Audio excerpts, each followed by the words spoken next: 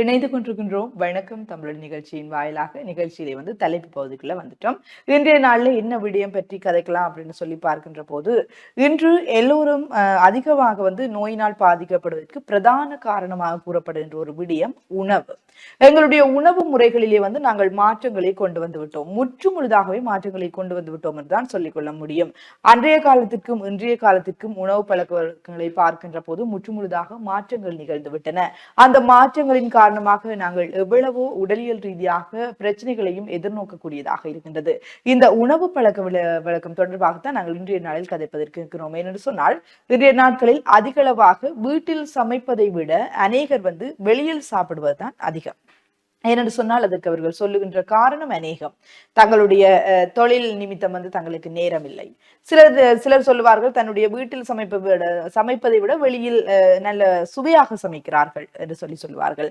சிலர் சொல்லுவார்கள் ஃப்ரெண்ட்ஸோட போயிட்டு வெளியில சாப்பிடக்கு மனசுக்கு கொஞ்சம் ரிலாக்ஸ் ஆயிருக்கும் அப்படின்னு சொல்லுவார்கள். இவ்வாறு பலர் பல காரணங்களை முன்வைத்துக் கொண்டிருக்கிறார்கள். காரணங்கள் சொல்வதை தாண்டி அந்தந்த நிமிடங்களில் அவர்கள் உணவை உண்டுவிட்டு சென்று விடுகிறார்கள். பின்னர் அவர்கள் பாதிக்கப்படுகின்ற போதுதான் அவர்கள் சொல்லுவார்கள், நான் ஆரோக்கியமாக வீட்டிலேயே சமைத்து கொண்டிருக்கலாமே, ஒரு குறிப்பிட்ட சாப்பாடாக இருந்தாலும் அதனை நான் வீட்டில் சாப்பிடுகின்ற போது அது அவ்வளவு ஆரோக்கியமாக இருக்குமே என்று சொல்லி பின்னர் வருத்தப்படுவதையும் நாங்கள் பார்த்திருக்கின்றோம். அநேகரை நாங்கள் அவதானிப்போம். இந்த நோய் வருவதற்கு முன்னராக இந்த நீரிழிவு நோய் அல்லது அந்த உணவு சார்ந்த நோய்கள் வருவதற்கு முன்னராக நன்றாக உணவுகளை வெளியில் எல்லாம் சென்று சாப்பிடுவார்கள், தங்களுக்கு மனதுக்கு பிடித்தது போல் சாப்பிடுவார்கள். ஆனால் குறித்த நோய் வந்துவிட்டால் அந்த நாளிலிருந்து ஒரு குறிப்பிட்ட நாட்களுக்கு எல்லா உணவையும் தவிர்த்து விட்டு இந்த தானிய வகைகளை உட்கொள்வது வழமை என்று சொன்னால் அது உடலுக்கு ஆரோக்கியம் தருவதாக இருக்கும் அப்படின்னு சொல்லி நினைத்து உண்பார்கள். ஆனால் அவர்கள் முன்னரேயே உணவை கட்டுப்பாட்டுக்குள் உணவை உண்டு அல்லது ஒரு ஆரோக்கியமான உணவை உண்டு வந்திருந்தால் அந்த நோய்களை அவர்கள் அதாவது நோய்களாலே பாதிக்கப்பட வேண்டிய அவசியம் இல்லை என்பதை உணர்ந்து கொள்ள மறந்து விடுகிறார்கள். இன்றைய நாட்களில் நாங்கள் இந்த உணவு வழக்கங்களில் மாற்றங்களை ஏற்படுத்த வேண்டும். அநேகமான கடைகளில் நாங்கள் பார்க்கின்ற போது இந்த விலை கழிவுகள் வழங்கப்படுகின்றன. உணவுக்கு விலை கழிவு அல்லது குறித்த ஒரு விசேட தினம் வருகின்றது என்று சொன்னால் ஒரு குறிப்பிட்ட நாட்களுக்கு விலை கழிவு, குறித்த இடங்களை விலை கழிவு என்று சொல்லும் போது இவர்கள் என்ன நினைப்பார்கள், வளமையான விலையை விட மிகவும் குறைந்த விலையில் இந்த உணவை பெற்றுக் கொள்ளக்கூடியதாக இருக்கிறது, நாங்கள் வாங்கி உணவை உண்ணுவோம் என்று சொல்லி நினைப்பார்கள். ஆனால் அது ஏன் வழங்கப்படுகின்றது, அந்த உணவு ஆரோக்கியமாக இருக்கின்றதா என்று நாங்கள் சிந்திப்பதில்லை. உணவை வித்தியாசமாக பார்ப்பதற்கு அழகாக இருக்கின்றது என்று நினைக்கின்றோமே தவிர நாங்கள் அந்த சமைக்கின்ற இடங்களுக்கு சென்று பார்ப்பதும் இல்லை, எவ்வாறாக சமைக்கப்படுகின்றது, சுத்தமாக சமைக்கப்படுகின்றதா என்று எதையுமே நாங்கள் அவதானிப்பதில்லை. இதுவே வீட்டில் அம்மா தயாரித்து வைத்திருந்தால் நாங்கள் ஒவ்வொரு குறை சொல்லுவோம். ஒரு உணவை எடுத்து வைத்து இதற்கு உப்பு காணாது அல்லது காரம் காணாது என்று சொல்லி ஒவ்வொரு காரணங்களை சொல்லுவோம். வேறு யாரும் சமைத்தால் நாங்கள் எதுவுமே சொல்ல மாட்டோம். கடைகளில் காசை கொடுத்து விட்டு நாங்கள் சாப்பிட்டு விட்டு வந்து விடுவோம். அது நல்லதோ கூடாதோ நாங்கள் எதுவுமே சொல்ல மாட்டோம், எங்களுடைய பாட்டுக்கு வந்து விடுவோம். எங்களுடைய உணவு விடயத்தில் நாங்கள் மிக கவனமானவர்களாக இருக்க வேண்டும். ஆரோக்கியமான உணவுகளை உண்ண வேண்டும். குறிப்பாக காலையிலே உணவை நேரத்திற்கு உட்கொள்ள வேண்டும். அது சிறுவயதிலிருந்து நாங்கள் அறிந்த ஒரு விடயம் தான். காலை உணவு மிக பிரதானமாக இருக்கின்றது. சிலர் என்ன செய்வார்கள் என்று சொன்னால், காலையில் வேலை அல்லது பாடசாலைகளுக்கு செல்ல வேண்டும் என்று சொல்லி அவசரத்தில் காலை உணவை உண்ண மாட்டார்கள். இரவு உணவை அதிகமாக உட்கொள்வார்கள். இந்த விடயங்களில் மிக கவனமாக இருக்க வேண்டும். காலை உணவு என்பது மிக பிரதானமான ஒரு விடயமாக இருக்கின்றது. நேரத்திற்கு நாங்கள் காலை உணவை உட்கொள்ள வேண்டும். இல்லாவிட்டால் நாங்கள் தேவையற்ற நோய்களுக்கு முகம் கொடுக்க வேண்டியதாக இருக்கும். அது மாத்திரமல்லாமல் நாங்கள் உண்ணுகின்ற உணவுகளில் மிக கவனமானவர்களாக இருக்கின்றோம். இன்று எத்தனை பேர் நாங்கள் பழம் சோறு சாப்பிடுகின்றோம், எத்தனை பேர் பழம் சோறு சாப்பிடுகின்றோம், அது அந்த தயிர்கள் எல்லாம் வீட்டில் நாங்கள் உற்பத்தி செய்து சாப்பிடுகின்றோம் என்று சொல்லி பார்த்தால் நாங்கள் எண்ணி பார்க்கக்கூடியவர்கள் கூட இருப்பார்களோ தெரியாது. என்று சொன்னால் பழம் சோறு என்று சொன்னாலே அது அவர்கள் அந்த நோய் வந்தவர்கள் அல்லது வயிற்றுக்கு குளிர்மையாக ஏதாவது சாப்பிட வேண்டும் என்று சொல்லி யாராவது டாக்டர் சொல்லிட்டால் அல்லது யாராவது அறிவுரை சொல்லிட்டால் மாத்திரம் ஒரு குறிப்பிட்ட அளவு உணவை உண்ணுகிறார்கள். ஆனால் முன்னைய காலங்களில் அவ்வாறு இல்லை. அந்த உணவு சோறு இருக்கின்றது என்று சொன்னால் அடுத்த நாள் வைத்து அதனை பழஞ்சோறு என்று சொல்லி அதற்கு ஏதாவது ஒரு சம்பல் அரைத்தோ அல்லது ஏதாவது ஒரு கறியை கொண்டோ அவர்கள் அதனை சாப்பிட்டுக் கொள்வார்கள். அவர்களுடைய உடல் அவ்வளவு ஆரோக்கியமாக இருந்தது. அது மாத்திரமில்லாமல் இந்த உணவு பழக்க வழக்கங்களின் ஊடாக அவர்களுடைய ஆயுட்காலமும் அதிகமாக இருந்தது. ஆனால் இன்று நாங்கள் எதையுமே சிந்திப்பதில்லை. எங்களுக்கு நாங்கள் போனில் பார்ப்போம் அல்லது ஏதாவது கடைக்கு போனா மெனு கார்டுல பார்ப்போம், எது வடிவா இருக்குன்னு சொல்லி பார்த்துட்டு எங்களுக்கு இதை தாருங்கள் என்று சொல்லிவிட்டு பணத்தை கொடுத்து வந்து விடுவோம். ஆனால் அது ஆரோக்கியமானதா, எங்களுடைய உடலுக்கு நன்மை தரக்கூடியதாக இருக்குமா என்று சொல்லி எதையுமே சிந்திப்பதில்லை. நாங்கள் உணவு விடயத்தில் மிக கவனமாக இருக்க வேண்டும். அவ்வாறு உணவை நாங்கள் ஆரோக்கியமாக உட்கொள்ளுகின்ற போது எங்களுடைய மனதும் சரி உடலும் சரி ஆரோக்கியமானதாக இருக்கும் இல்லையா ஹரியர்? நிச்சயமாக இவ்வாறு இருக்கும்போது இந்த உணவு பழக்க வழக்கங்களை பற்றி பேசுவதற்கு முதல் இந்த காதலர் வாரத்தினுடைய 4வது தினத்தில் இன்றைக்கு இருக்கிறோம். இன்றைக்கு காதலை கொண்டாடி கொடுக்கக்கூடிய இந்த டெடி டே என்ற பொம்மை தினம், கேடி பொம்மைகள் எல்லாம் கொடுத்து தங்களுடைய காதலை வெளிப்படுத்தும் நாளாக இன்றைய நாள் இருக்கும்போது, அப்படி காதலிலே ஈடுபட்டு கொண்டிருக்கக்கூடியவர்கள், காதலாகி கசிந்து கொண்டிருக்கக்கூடியவர்களுக்கும் அந்த காதல் தினம் சிறப்பிக்க மீண்டும் ஒவ்வொரு நாளும் நாங்கள் அவர்களுக்கு வாழ்த்து கூறி கொண்டிருக்கிறோம். இந்த வாரம் தான் உங்களுக்கான வாரம், கொண்டாடி தீருங்கள். எனவே இன்றைய தினமும் இந்த கரடி பொம்மைகளோடு இன்றைய நாள் உங்களோட நல்ல நாளாக அமைய உங்களுக்கும் வாழ்த்தி கொண்டு நாங்கள் எங்களுடைய தலைப்பு பகுதிக்குள்ள வருவோம். இன்றைக்கு இந்த உணவு பழக்க வழக்கங்கள் வரும்போது, இன்றைக்கும் எங்களுடைய பலரும் இன்றைக்கு அவசரமாக சாப்பிட்டு அவசரமாக பலரும் போய்கொண்டிருக்கிறாங்க. ஒரு கட்டத்தில் நாங்கள் எல்லாம் இந்த பிரியாணிகள் சாப்பிடணும், அது சாப்பிடணும், இது சாப்பிடணும் என்றெல்லாம் தெரிந்த நாங்கள் இன்றைக்கு ஒரு கட்டம் வேலை உலகத்துக்கு வந்த பிறகு வண்டியின் சைஸ் கூடிக்கொண்டு போக இனி வீட்டு சாப்பாட்டுக்கு மாற வேண்டும், அம்மாண்ட சாப்பாட்டுக்கு மாற வேண்டும் என்ற முடிவுக்கு எங்களை நாங்களே பழக்கப்படுத்தி அது தானாவே வருகிற ஒரு கட்டத்துக்கு வந்து விட்டோம். என்ன காரணம் என்றால், இப்பொழுதுதான் எங்களுக்கு புரிகிறது. வழியிலே சாப்பிடவும் அந்த பல்கலைக்கழகங்கள் எல்லாம் படிக்க காலம்பரை எக்ஸஸுக்கு போவோம், நடந்து போவோம், பின்னர் நடந்து வருவோம், ஹோஸ்டலில் 3-4 மாடிக்கு ஏறி இறங்குவோம், தண்ணி கேன தூக்கி கொண்டு போவோம், சைக்கிளில் திரிவோம், உடம்பு வைக்காது சிலிமா ஃபிட்டாக இருந்தோம். இப்போ இந்த பல்கலைக்கழகங்களை முடித்து வேலை உலகத்துக்கு வந்தோன்னு இந்த சுத்துற ரோலிங் சேர்ல இருந்து விடியறி பைக்கிற போகிறது, அப்படியே ரோலிங் சேர்ல போய் இருக்கிற சாப்பிட்டுட்டு மத்தியானம் சாப்பிட்டு அப்படி இருக்கிறது, சுற்றி வேலை செஞ்சுட்டு அப்படியே சுற்றி போயிட்டு வந்து டயர்டில் படுத்தோன்னே அது உடம்பு பலூன் மாதிரி எங்களுக்கு ஊதி கொண்டு போகும் பொழுது, அதுவும் நாங்கள் வெளியில கடையில் சாப்பிட்றது, இந்த பர்த்டே பார்ட்டியில் 2 பிரியாணியில் போட்டு சாப்பிட்டோன்னே உடம்பு எங்கள் ஏரியாவை ஊதி கொண்டு போகும்போது எங்களுக்கு விளங்குறது வீட்டு சாப்பாடு தான் இனி தேவை என்னும் பொழுது, வீட்டு சாப்பாடு அம்மாவுடைய சாப்பாடு அது அப்படி என்ன இருக்குன்னா, அம்மாவுக்கு தான் தெரியும் பிள்ளைன்ற உடம்புக்கு எந்தெந்த சாப்பாடு ஒத்து வரும், பிள்ளைக்கு எந்தெந்த சாப்பாட்டை கொடுக்கணும், அவனுக்கு எது ஒத்து வராது, எது ஒத்து வரும், இந்த காய்ச்சல் இதை கொடுக்கணும், சளி இதை கொடுக்கணும், உடம்பு வெளுப்பண்டை இதை கொடுக்கணும், அம்மாவுக்கு தான் தெரியும்.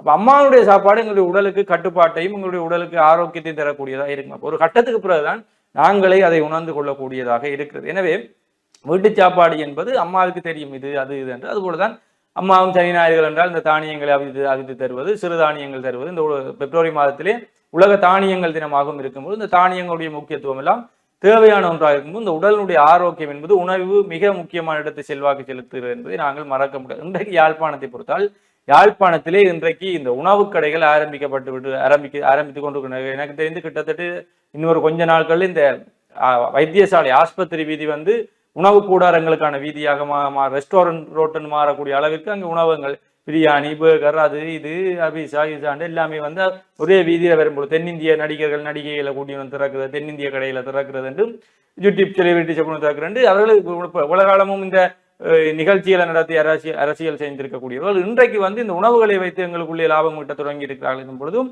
நாங்கள் அவ்வளவுக்கு சாப்பிட்டு தள்ளுகிறோம் என்பதை விளங்கிக் கொள்ள வேண்டியதாக இருக்குது. என்னதான் இருந்தாலும் சாப்பிடுவோம், எங்களுக்கு ஒரு வாய்க்கு ருசியா இருக்கிற சாப்பிடுவோம். ஆனால் அதுக்கேற்ற மாதிரி உடற்பயிற்சிகளையும் செய்து கொள்ள வேண்டியவர்களாக இருக்கிறோம். சாப்பிட்டு விட்டு போய் தூங்காமல் உடனடியாக உடற்பயிற்சிகளை செய்து தினம்தோறும் ஒரு 10 நிமிஷம் உடற்பயிற்சி செய்தாலே போதும். எங்களுடைய உடம்பு வேர்த்தா சரி, உடம்பு இருக்கக்கூடிய கழிவுகள் இலகுவாக அகற்றப்படக்கூடியதா இருக்கும். நல்லா தண்ணியை குடிப்போம், போய் படுக்கிறோம், அது ரிலாக்ஸா இருக்கு. அதே போல இந்த உணவு பழக்க வழக்கங்கள் என்று வரும்போது காலையிலே கோடீஸ்வரன் போல சாப்பிடணும் என்று கூறுவார்கள். என்றால் காலையிலே நாங்கள் சாப்பிடக்கூடிய உணவு தான் எங்களுடைய உடம்புக்கு சக்தியை கொடுக்கிறது, உடம்புடைய இயக்கத்துக்கு தேவையான அனைத்து செயற்பாடுகளையும் ஊக்குவிக்கக்கூடியதாக காலையிலே சாப்பிடக்கூடிய உணவுகள் உடம்பில் எரிவது தான் அந்த சக்தியை பிறப்பிக்கக்கூடியது. அதே போல மதியம் சாதாரண மனிதன் போல சாப்பிட வேண்டும் என்று கூறுவார்கள். சாதாரண மனிதன் போல, இரவிலே பிச்சைக்காரன் போல சாப்பிடணும். சில நேரம் பிச்சைக்காரன் சாப்பிடாமே படுப்பான். அப்ப பிச்சைக்காரன் போல இந்த யாசகர்கள் இரவிலே எப்போது சாப்பிடுவார்கள், அது போல கொஞ்சமா சாப்பிட்டு படுக்கணும் என்று கூறுவார்கள். அதே போல நாங்கள் இந்த காலையிலே கலிஸ்டா கூறியது போல அதிகாலையிலே அதிகமாக சாப்பிட்டு விடணும். அதுபோல இரவிலே நாங்கள் உறங்குவதற்கு குறைந்தது 3 மணித்தியாலத்துக்கு முதலாவது சாப்பிட வேண்டும் சொல்லி நாங்கள் எல்லாம் அப்படி இல்லை. இருந்து போனக்குன்னு எல்லாம் பார்த்து வீட்டு இருக்கிறாங்க நாடகத்தை கிடத்து எல்லாம் பார்த்து அந்த நடம் மாறி இந்த நடம் மாறி 10:30க்கு நாடகங்களோட முடிவு கட்டத்தை 8:00க்கு தான் போய் சாப்பிடுறது, அல்லது 10:30 11 மணி நாடகம் நடக்க அதுக்கு சாப்பிட்டுட்டு அப்படியே விழுந்து படுத்தா உடம்பு அதை ஏற்றுக்கொள்ள செமிபாடடையாது. இதுதான் பிரச்சனையாக இருக்கிறது. அதே போல இந்த உணவு பழக்க வழக்கங்களில் இன்னொரு விடயம், நாங்கள் இந்த வெளிநாட்டவர்களை பார்த்தால் அவர்கள் என்ன செய்வார்கள் என்றால் கொஞ்சமாக சோத்து எடுத்து அதிகளவான கறிகளை வைப்பார்கள். அதிலும் இந்த காய்கறிகளை அதிகமாக வைத்துக் கொள்வார்கள், மாமிசங்களை பொறுத்து. அது உடலுக்கு ஆரோக்கியம். இன்றைக்கு அந்த உணவு சம்பந்தமான நிபுணர்கள், ஊட்டச்சத்து நிபுணர்கள் கூட அதைத்தான் கூறிக்கொண்டிருக்காங்க.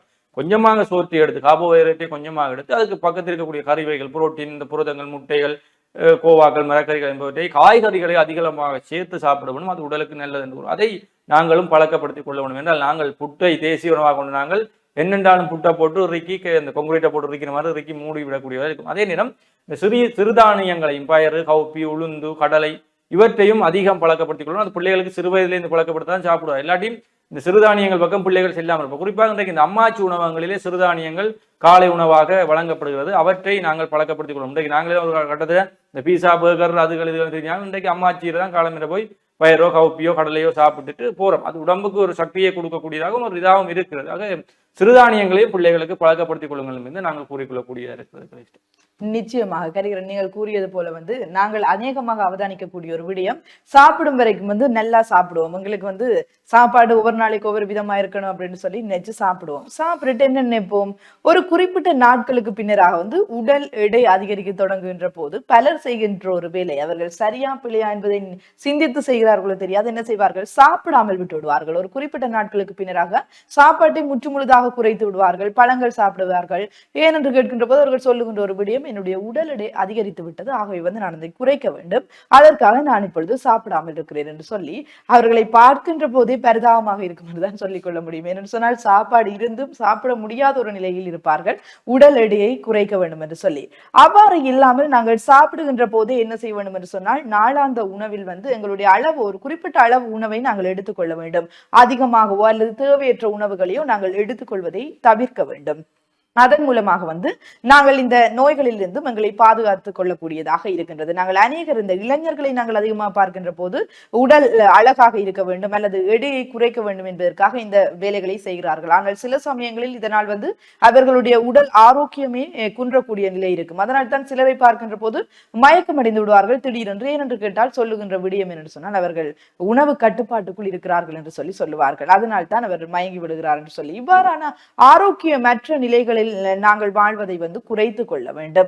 எங்களுடைய உணவு விடயங்களில் நாங்கள் மிக கவனமாக இருக்க வேண்டும். கரிகரன் சொன்னது போல இந்த தானிய வகைகளை உட்கொள்வது எங்களுடைய உடலுக்கு எவ்வளவோ ஆரோக்கியமாக இருக்கின்றது. முன்னைய காலத்தவர்கள் அதனைத்தான் உண்டார்கள்.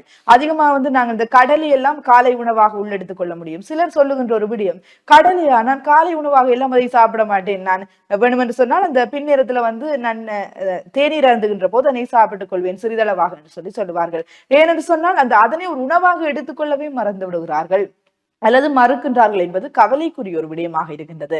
இந்த தானிய வகைகளை நாங்கள் உள்ளெடுத்துக் கொள்ள வேண்டும். நாங்கள் அதிகமாக பார்க்கின்ற ஒரு விடயம், இந்த வெளிநாடுகளில் வசிப்பவர்கள் சொல்லுகின்ற ஒரு விடயம் என்று சொன்னால், நாங்கள் வேலைக்கு செல்வதனால் அல்லது பிள்ளைகள் பாடசாலைக்கு செல்வார்கள், எல்லோருமே வேலைக்கு செல்வதனால் சமைப்பது கடினமாக இருக்கின்றது. ஆகவே நாங்கள் சமைத்து குளிரூட்டியில் வைத்து விடுவோம், அதனை நாங்கள் சூடாக்கி உணவை உட்கொண்டு கொள்வோம் என்று சொல்லி அவர்கள் சொல்வதனாலோ என்னவோ, அல்லது எங்களுடைய மக்களுக்கு உண்மையிலேயே நேரம் போதாமல் வந்துவிட்டதோ தெரியாது, எங்களுடைய மக்களும் என்ன செய்கிறார்கள், சமைத்து குளிரூட்டியில் வைத்து விடுகிறார்கள். காலையில் எடுத்து அதனை சூடு பண்ணி உணவாக கொண்டு செல்கிறார்கள். சிலரை நாங்கள் பார்க்கின்ற போது வேலைக்கு போறவர்கள் தான் இவ்வாறு செய்கிறார்கள் என்று பார்த்தால், சிலர் என்ன செய்வார்கள், இரவே சாப்பாடு செய்கின்ற போது அதிகமாக செய்து அதனை குளிரூட்டியில் வைத்துவிட்டு அதிகமாக நித்திரை கொண்டு விட்டு காலையில் ஒரு குறிப்பிட்ட நேரத்துக்கு எழும்ப முடியும் தானே, இல்லை என்று சொன்னால் அவசரமாக எழும்பி சமைக்க வேண்டும் என்று சொல்லி அவர்கள் அவ்வாறான உணவு முறைகளிலேயே மாற்றத்தை கொண்டு வந்து விடுகிறார்கள்.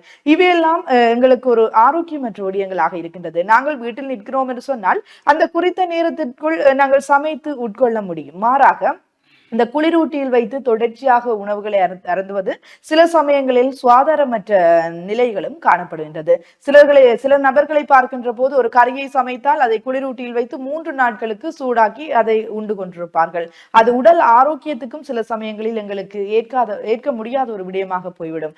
ஆகவே நாங்கள் மிக கவனமானவர்களாக இருக்க வேண்டும். உணவு விடயங்களில் சிறு பிள்ளைகளுக்கு நாங்கள் உணவை கொடுக்கின்ற போது மிகவும் அவதானித்து உணவுகளை கொடுக்க வேண்டும். நாங்கள் அதிகமாக பார்க்கின்ற போது இந்த சில உணவு வகைகள், இந்த பேக்கெட்ல வர உணவு வகைகள் எல்லாம் சிறு பிள்ளைகளுக்கு உடல் ஆரோக்கியத்துக்கு அதிகமாக உட்கொள்ளுகின்ற போது அதிகமாக அவர்களுக்கு உணர்வுகளை தூண்டக்கூடிய அல்லது அவர்களுடைய நிலையில் இருந்தவர்கள் மாறக்கூடிய நிலை இருப்பதாக அந்த நிறுவனமே சொல்லியிருப்பதை நாங்கள் அவதானிக்கக்கூடியதாக இருக்கின்றது. ஆகவே இந்த குறிப்பிட்ட வகை உணவுகளை நாங்கள் தவிர்க்க வேண்டும். சிறு பிள்ளைகளுக்கு உணவுகளை கொடுக்கின்ற போது அவர்களுக்கு பிடித்த உணவுகளை கொடுக்காமல் பெற்றோர்களுக்கு தெரிந்த ஆரோக்கியமான உணவுகளை கொடுக்க வேண்டும். என்று சொன்னால் சிறு பிள்ளைகளுக்கு எதுவும் தெரியாது. அவர்கள் குழந்தைகளாக இருக்கின்ற போது சில சமயங்களில் கேட்க அந்த உணவு வேண்டும், இந்த உணவு வேண்டும் என்று சொல்லி. ஆனால் பெற்றோர்களாகிய நீங்கள் தான் ஒவ்வொருவரும் கவனமானவர்களாக இருக்க வேண்டும். பிள்ளைகளுக்காக நேரம் ஒதுக்கி நீங்கள் உணவு விடயத்தில் நேரம் ஒதுக்கி சமைத்து கொடுங்கள். ஏனென்று சொன்னால் சிலரை நாங்கள் பார்க்கின்ற போது நேரம் இருந்தாலும் சமைப்பதில்லை. இவையெல்லாம் கவலை தரக்கூடிய விடயமாக இருக்கின்றது. உணவே மருந்து என்று சொல்லி பெரியவர்கள் சொல்லிக் கொள்வார்கள். நாங்கள் உணவை சரியாக உள்ளெடுத்துக் கொள்கின்ற போது நோய்களிலிருந்து எங்களை பாதுகாத்துக் கொள்ள முடியும். ஆகவே ஆரோக்கியமான உணவை உண்போம், ஆரோக்கியமான வாழ்வை வாழ்வோம் என்று சொல்லிக்கொண்டு நாங்களும் நிகழ்ச்சியிலிருந்து விடைபெற்று செல்ல போகிறோம். மற்றொரு நிகழ்ச்சியில் உங்களை சந்திக்கும் வரை நிகழ்ச்சியிலிருந்து விடைபெற்று செல்லும் நாங்கள் அன்புடன் கலினிஸ்டா ஜெயக்குமார் மற்றும் நான் என்று உங்கள் அன்பின் ஹரிஹரன் மோகனராஜ். நன்றி நேயர்களே.